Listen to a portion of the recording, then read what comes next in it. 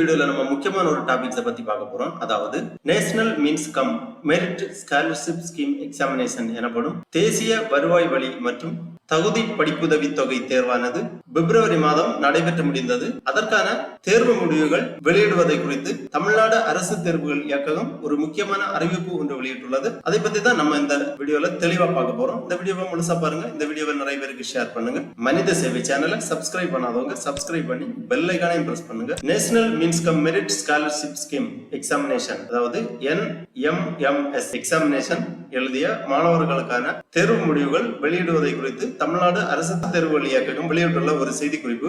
அரசு தேர்வுகள் இயக்ககம் சென்னை தேசிய வருவாய் வழி மற்றும் தகுதி படிப்புதவி தொகை தேர்வு NMMS எக்ஸாமினேஷன் தேர்வு முடிவுகள் வெளியிடுதல் குறித்த செய்தி குறிப்பு. அரசு மற்றும் அரசு உதவி பெறும் பள்ளிகளில் பயிலும் 8ஆம் வகுப்பு மாணவர்களுக்கான 2024-2025 கல்வியாண்டிற்கான தேசிய வருவாய் வழி மற்றும் தகுதி படிப்புதவி தொகை பெறுவதற்கான தேர்வு NMMS எக்ஸாமினேஷன் பிப்ரவரி 2025 22/2/2025 அன்று நடைபெற்றது. இத்தேர்வு எழுத 2,30,345 மாணாக்கர்கள் விண்ணப்பித்தனர். இத்தேர்வின் முடிவுகள் 12/4/2025 அன்று பிற்பகல் வெளியிடப்பட உள்ளது. எனவே தேர்வு எழுதிய மாணவர்கள் www.dge.tn.gov.in என்ற இணையதளத்தில் ரிசல்ட் என்ற தலைப்பில் சென்று தேசிய வருவாய் வழி மற்றும் தகுதி படிப்புதவி தொகை பெறுவதற்கான தேர்வு NMMS எக்ஸாமினேஷன் முடிவுகள் பிப்ரவரி 2025 என்ற பக்கத்தில் தங்களது பதிவெண் மற்றும் பிறந்த தேதியினை உள்ளீடு செய்து தாங்கள் பெற்ற மதிப்பெண்களை அறிந்து கொள்ளலாம்.